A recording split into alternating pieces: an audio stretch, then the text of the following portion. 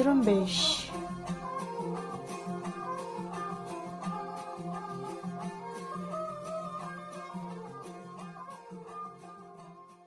یہ ریڈیو زرمبش اردو کی آواز ہے. آج جمعے کا دن 30 جولائی اور سال 2021 ہے. ریڈیو زرمبش کی آج کی نیوز بلیٹن کے ساتھ میں ہوں آپ کا میزبان دوست مراد بلوچ. ریڈیو زرمبش کی آج کی نیوز بلیٹن میں بلوچستان سمیت علاقائی اور عالمی خبریں شامل ہیں. آئیے سب سے پہلے سنتے ہیں بلوچستان سے متعلق خبریں.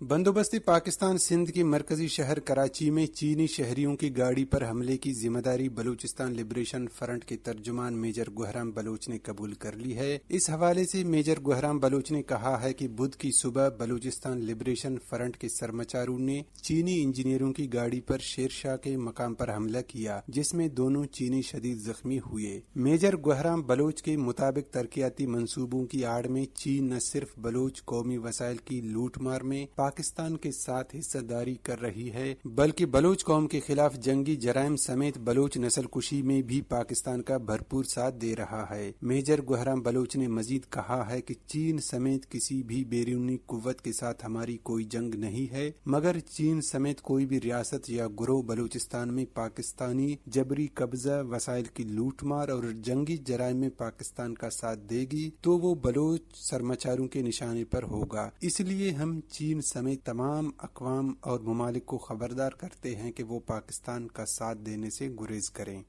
کیچ کے علاقے شاہرک میں فائرنگ کے ایک واقعے میں بلوچ مسلح تنظیم کے سرنڈر شدہ رکن شاکر عرف شاہین ولد غلام سرور اور اس کا ایک ساتھی زائد ولد کہور ہلاک ہو گئے ہیں. شاکر اور اس کے ساتھی کو اس وقت نشانہ بنایا گیا جب وہ اپنے گھر کے باہر کھڑے تھے. دوسری طرف یونائٹڈ بلوچ آرمی کے ترجمان مرید بلوچ نے اپنے ایک بیان میں کہا ہے کہ بدھ کو رات 10 بجے کے وقت ان کے سرمچاروں نے شاہرک میں سرنڈر شدہ شاکر عرف شاہین کو ٹارگٹ کر کے ہلاک کر دیا جس کی ذمہ داری یونائٹڈ بلوچ آرمی قبول کرتی ہے. مرید بلوچ کے مطابق شاکر عرف شاہین گزشتہ کئی عرصے سے بلوچ مسلح تنظیموں سے وابستہ تھا. وہ آزادی پسند تنظیم BRA سے لے کر BLF کے پلیٹ فارم سے منسلک رہا اور بعد میں کولوا کے علاقے بدرنگ کے آرمی کیمپ میں سرنڈر ہو گیا تھا اور پاکستانی فوج کے پالے ہوئے ڈیتھ اسکواڈ میں سرگرم عمل تھا. مرید بلوچ نے مزید کہا ہے کہ شاکر عرف شاہین کا ایک قریبی دوست زاہد ولد کہور بھی اس حملے میں مارا گیا جو بے گناہ تھا لیکن اس نے شاکر کو بچانے کی کوشش کی جس سے وہ بھی مارا گیا جس پر تنظیم کو افسوس ہے اور وہ ان کے گھر والوں سے دلی ہمدردی رکھتے ہیں. چاغی سے 2.5 مہینے پہلے لجے کالج کے قریب سے ملنے والی بوئی بند مسخ شدہ لاش کی DNA کی مدد سے شناخت ہو گئی ہے. DNA ٹیسٹ کی رپورٹ سے لاش کی شناخت لاپتہ طالب علم محمد نسیم کے نام سے ہوئی ہے جسے نامعلوم افراد نے چاغی فٹ بال گراؤنڈ کے قریب اغوا کے بعد قتل کیا تھا اور اس کی لاش ویرانے میں پھینک دی تھی. جب لاش دریافت ہوئی تھی تو بری طرح مسخ تھی جس کی وجہ سے اسے DNA ٹیسٹ کے ذریعے شناخت کرنی پڑی. خزدار میں ایک شخص کو فائرنگ کر کے قتل کر دیا گیا ہے. فائرنگ کا واقعہ خزدار کے علاقے وڈ میں پیش آیا جہاں مسلح افراد نے فائرنگ کر کے ایک لیویز اہلکار کو زخمی کر دیا جسے زخمی حالت میں اسپتال منتقل کیا گیا جہاں وہ زخموں کی تاب نہ لاتے ہوئے چل بسے. ہلاک ہونے والے شخص کا تعلق وڈ کے علاقے آڑنجی سے تھا. واقعے کے بعد اس کے لواحقین نے لاش کو کوئٹہ کراچی شاہراہ پر رکھ کر احتجاج کی جس کے باعث ہر قسم کی آمد و رفت معطل ہو گئی. پنجگور کے علاقے گرمکان میں فٹ بال چوک پر مسلح افراد نے فائرنگ کر کے ایک شخص کو زخمی کر دیا جسے اسپتال منتقل کیا گیا. سبی میں by pass per motor cycle اور کار میں تصادم ہوا جس کے نتیجے میں ایک شخص ہلاک اور 2 افراد شدید زخمی ہو گئے. منگچر کے پہاڑی علاقے کوک سے مستوں کے رہائشی ایک شخص کی لاش ملی ہے جسے نامعلوم افراد نے فائرنگ کر کے قتل کر دیا ہے. پانی کی عدم فراہمی اور بجلی کی طویل لوڈ شیڈنگ کے خلاف گوادر کے شہری مسلسل کئی مہینوں سے سراپا احتجاج ہیں. اس احتجاج میں وقفے سے شدت پیدا ہوتی رہتی ہے جبکہ روزانہ شہر کے کسی حصے میں شہری کسی سیاسی قیادت کے بغیر آپ ہی باہر نکل کر سڑکوں پر احتجاج کرتے ہیں اور دھرنا دیتے ہیں. ہمیشہ کی طرح ان احتجاجوں میں خواتین صف اول پر موجود ہیں اور بنیادی شہری سہولیات کا مطالبہ کر رہی ہیں. جمعرات کے روز بھی گوادر گوادر شہر میں عوام نے احتجاج کیا، جبکہ بدھ کے روز بھی یوسی زربار کے مکینوں نے پورٹ روڈ پر رکاوٹیں کھڑی کر کے اپنا احتجاج ریکارڈ کروایا تھا۔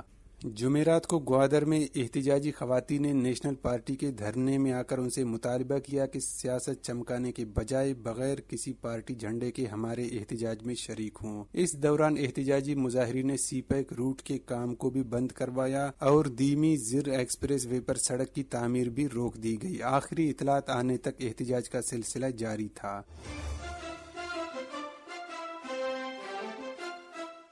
یہ تھیں بلوچستان سے متعلق خبریں۔ اب علاقائی اور عالمی خبریں پیش کریں گے خلیل بلوچ۔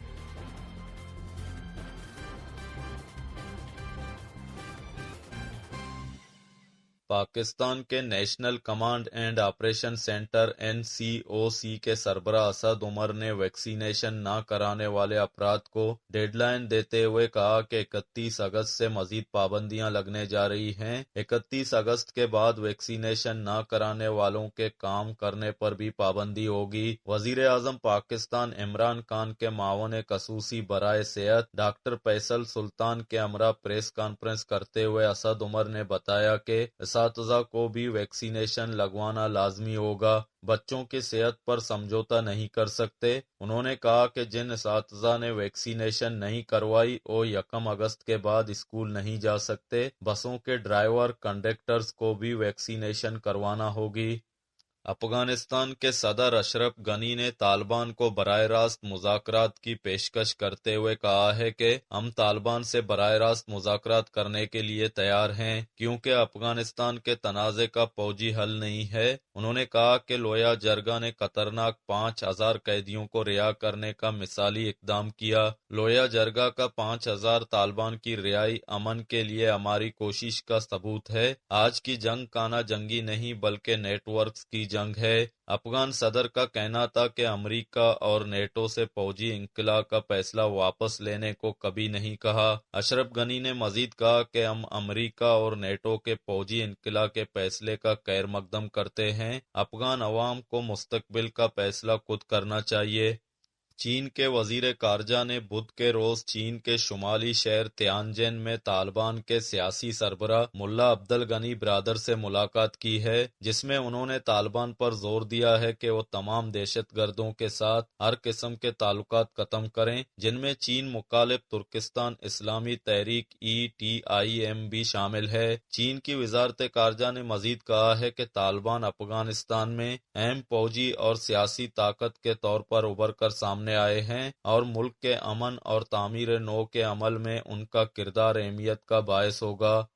امریکی secretary of state Antony Blinken آج کل بھارت کے دورے پر ہے، جہاں اس نے ہندوستانی وزیر خارجہ سبرامنیم جے شنکر سے نئی دلی میں ملاقات کی اور انڈو پیسیفک چین کے بڑھتے ہوئے اثر و رسوخ کے خلاف اور افغانستان میں تعاون کے سلسلے میں علاقائی محاذ کے تشکیل پر اتفاق کیا۔ اینٹونی بلنکن نے بھارتی وزیر خارجہ کے ہمراہ پریس کانفرنس کرتے ہوئے کہا کہ دنیا میں کچھ ایسے تعلقات ہیں جو امریکہ اور بھارت کے مابین تعلقات سے زیادہ اہم ہیں۔ ہم دنیا کے 2 اہم جمہوریتیں ہیں اور ہمارا تناؤ ہماری قومی طاقت کو تقویت بخشتا ہے۔ امریکی وزیر خارجہ کا مزید کہنا تھا کہ امریکی فورسز کے افغانستان سے انخلا کے باوجود امریکہ وہاں موجود رہے گا اور وہ جنگ زدہ ملک میں قیام امن کے خاطر فریقین میں اتفاق رائے پیدا کرنے کے لیے سفارتی کوششوں میں مصروف ہے۔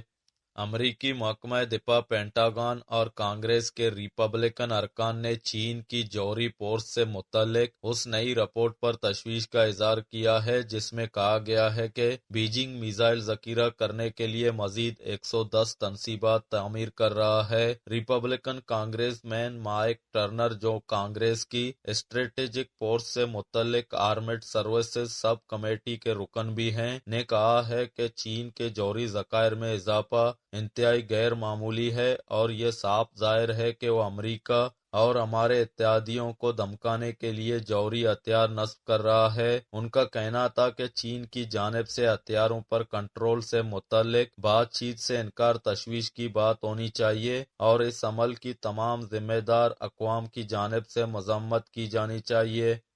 عراقی دارالحکومت بغداد میں ہائی سیکیورٹی والے علاقے گرین زون کی جانب 2 راکٹ داغے گئے ہیں جن کے نتیجے میں کسی جانی یا مالی نقصان کی اطلاع موصول نہیں ہوئی۔ عراقی سیکیورٹی ذرائع کے مطابق گرین زون میں داغے جانے والے راکٹ میں سے ایک پارکنگ اور دوسرا قریبی ایک کالی مقام پر گرا۔ واضح رہے بغداد کا گرین زون انتہائی حساس نوعیت کا علاقہ ہے جہاں اہم سرکاری عمارتیں اور غیر ملکی سفارتخانے موجود ہیں۔ عراقی اور امریکی حکام کے مطابق یہ راکٹ حملے عموماً ایران نواز عراقی ملیشیائیں کرتی ہیں۔ یہ حملہ ایسے موقع پر کیا گیا ہے جب امریکی صدر نے عراقی وزیر اعظم سے ملاقات میں عراق سے امریکی افواج کے انخلاء کا اعلان کیا تھا۔